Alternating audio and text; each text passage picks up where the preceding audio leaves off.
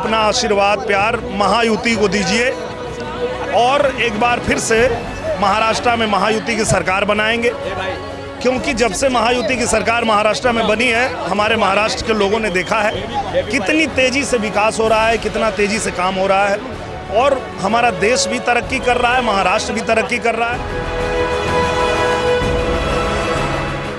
प्रचार में है, क्या कहेंगे? उत्तर भारतीय लोगों से क्या अपील करना चाहिए? हो गया ना फोटो, चल। मैं तो सभी अपने भाइयों से बहनों से यही अपील कर रहा हूं कि आप लोग अपना आशीर्वाद प्यार महायुति को दीजिए और एक बार फिर से महाराष्ट्र में महायुति की सरकार बनाएंगे, क्योंकि जब से महायुति की सरकार महाराष्ट्र में बनी है हमारे महाराष्ट्र के लोगों ने देखा है कितनी तेज़ी से विकास हो रहा है, कितना तेज़ी से काम हो रहा है और हमारा देश भी तरक्की कर रहा है, महाराष्ट्र भी तरक्की कर रहा है। महाराष्ट्र की तरक्की के लिए, देश की तरक्की के लिए एक बार फिर से महायुति की सरकार महाराष्ट्र में बनाना है। आप सभी जगह जा रहे हैं, लोगों से मिल रहे हैं, उत्तर भारतीयों से मिल रहे हैं, क्या लोगों का सुझाव आ रहा है, क्या करना चाहेंगे और महाराष्ट्र में सरकार आना कितना जरूरी है? बहुत ज़रूरी है और जो उत्तर भारतीय समाज के लोग हैं वो तो पूरी तरह से भारतीय जनता पार्टी के साथ हैं, क्योंकि उनको भी पता है कि भारतीय जनता पार्टी की सरकार में वो सुरक्षित भी हैं और पूरी तरह से उनका भविष्य सुरक्षित है, उनके बच्चों का भविष्य सुरक्षित है।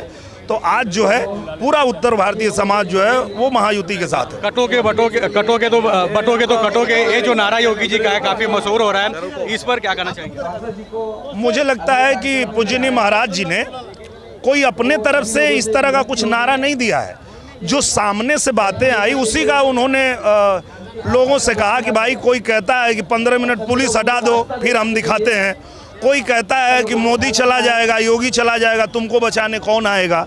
तो इस बात पे महाराज जी ने कहा कि भैया अगर आप बटोगे तो देखो सामने से धमकी दे रहा है, कह ही रहा है। तो मुझे लगता है कि योगी जी ने जो कहा है वो बिल्कुल सही कहा है कि हमें एकजुट रहना ही चाहिए, हमें एक साथ रहना ही चाहिए, क्योंकि अगर हम एक साथ नहीं होंगे तो ज़रूर कमज़ोर हो जाएंगे और जो सामने से धमकी दे रहा है वो एक दिन ऐसा कर भी सकता है। लाडली बहन जो योजना है इसमें सबसे ज़्यादा उत्तर भारत की महिलाओं ने लाभ उठाया, इस पर क्या करना चाहेंगे? क्योंकि सरकार ने सभी को पैसे दिए। बिल्कुल सबको लाभ मिलता है, चाहे देश के किसी भी कोने में जो भी लाभार्थी हैं। हमारे भारतीय जनता पार्टी की जो नीति है वो यही है कि आप हमारे पार्टी से हैं कि नहीं फ़र्क नहीं पड़ता, आपने हमको वोट दिया है कि नहीं फ़र्क नहीं पड़ता, आप किस जाति के हैं, किस धर्म के हैं, इससे फ़र्क नहीं पड़ता। आप लाभार्थी हैं तो आपको लाभ मिलेगा और अंतिम पायदान पे बैठे व्यक्ति को भी लाभ मिलेगा। यही तो भारतीय जनता पार्टी है और इसीलिए आज भारतीय जनता पार्टी को सभी लोग पसंद करते हैं। यहाँ दिनेश लाल यादव उर्फ निरहुआ जी आज मुंबई घाटकोपर में चुनाव प्रचार में है और यहाँ पर उन्होंने सभा को संबोधित किया है। बड़ी संख्या में लोग यहाँ पर मौजूद हैं और हर कोई दिनेश लाल यादव जी निरहुआ जी के साथ में सेल्फी लेना चाहता है, फोटो लेना चाहता है और देख सकते हैं कि जितने भी उत्तर प्रदेश के लोग हैं वो निरहुआ जी को एक झलक देखने के लिए यहाँ पर आतुर हैं। बड़ी संख्या में जो समर्थक है वो निरहुआ जी से सेल्फी लेने के लिए, फोटो लेने के लिए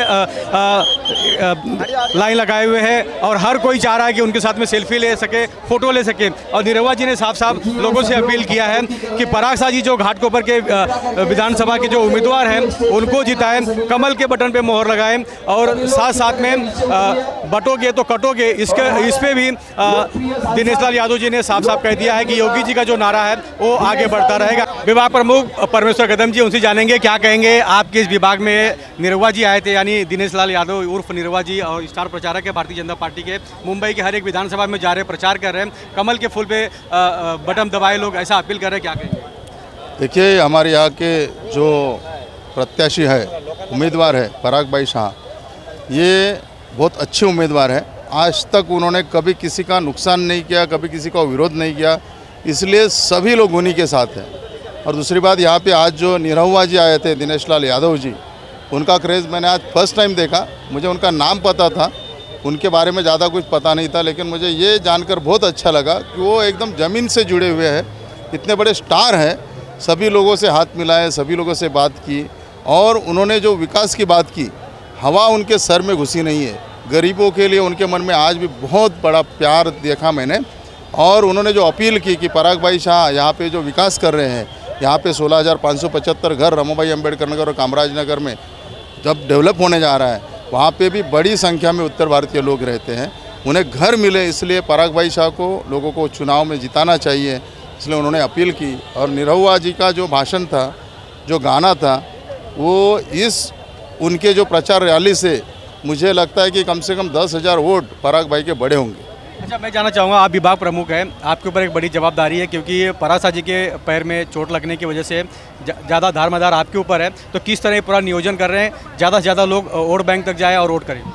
देखिए, यहाँ पर शिवसेना एक संगठन ऐसा है, शिवसेना बीजेपी जो संगठन है वो संगठन है जो शिस्त प्रिय है, अनुशासन प्रिय है, एक केडर बेस्ड संगठन है। यहाँ पे हर शाखा में शाखा प्रमुख है, हर शाखा में उपशाखा प्रमुख है, हर शाखा में घटक प्रमुख है, महिलाओं की शाखा प्रमुख है, महिलाओं के हर यहाँ पे कम से कम हर शाखा में 1000 पदाधिकारी है जो अपने अपने बूथ में काम करते हैं। बूथ के आखिरी आदमी तक जानने वाले लोगों को हमने पदाधिकारी बनाया हुआ है। तो इस बार जो पराग भाई शाह का एक एक्सीडेंट हो गया और उनको पैर में चोट आई है, उनके घुटने की वाटी मराठी में बोलते हैं, वो नी टूट गई है, तो उसकी वजह से उनको प्रचार के ऊपर बहुत कम हो रहा है, दिक्कत आ रही है। जो प्रचार में उनको जैसा जाना चाहिए नहीं जा पा रहे। लेकिन यहाँ पे हमारे सारे जो घटक प्रमुख से लेकर शाखा प्रमुख तक, विभाग प्रमुख तक, सारे जो शिव सैनिक हैं वो खुद को पराग भाई शाह समझकर काम कर रहे हैं। हमारे कासिम भाई देखिए, अप्पू भाई देखिए, बाबा सद्दाम भाई देखिए, सब मुस्लिम शिव सैनिक भी जो है वो भी पराग भाई को अपन खुद, जैसे बाबा अभी काम कर रहा है तो सुबह से लेकर शाम तक परवेज वो खुद पराग भाई है ऐसा समझकर हमारे सारे मुस्लिम शिव सैनिक, हिंदू शिव सैनिक, बौद्ध बांधव सारे लोग इसी आशा में हैं कि पराग भाई की वजह से हमारा 16,575 का घर बन गया और उनकी वजह से ही हमारा घर बनेगा। 4 साल में हमारा पूरा प्रोजेक्ट होगा और हमारे सारे बच्चे, चाहे वो हिंदू हो, मुस्लिम हो, सिख हो, सभी जाति धर्मों के, बौद्ध हो, सभी जाति धर्मों के बच्चों को अगर घर चाहिए तो पराग भाई जैसा ही नेता हमको आमदार बनाना है। उनके ही कार्यकाल में पिछले टाइम पे शिंदे साहब ने ये योजना मंजूर की, 16,575 घरों के लिए 8,500 करोड़ रुपये मंजूर करके दिया, 700 करोड़ रुपये भाड़ा दिया। तो उन्हीं के कार्यकाल में हमारे स्कीम हो जाएगी, इसलिए सभी लोग कर रहे हैं। तो पराग भाई की कमी यहाँ पे नहीं, एक पराग भाई नहीं, यहाँ पे हज़ारों पराग भाई काम कर रहे हैं। देखिए, मैं तो सबसे पहले धन्यवाद देना चाहूँगा हमारे डेवलपमेंट किंग, जिनको हम पूरे घाटकोपर में जानते हैं। कामराज रमाबाई नगर का एक काया पलट होने वाला है और उस काया पलट में माननीय श्री परमेश्वर कदम साहब और माननीय श्री पराग भाई शाह जी का बहुत बड़ा योगदान है।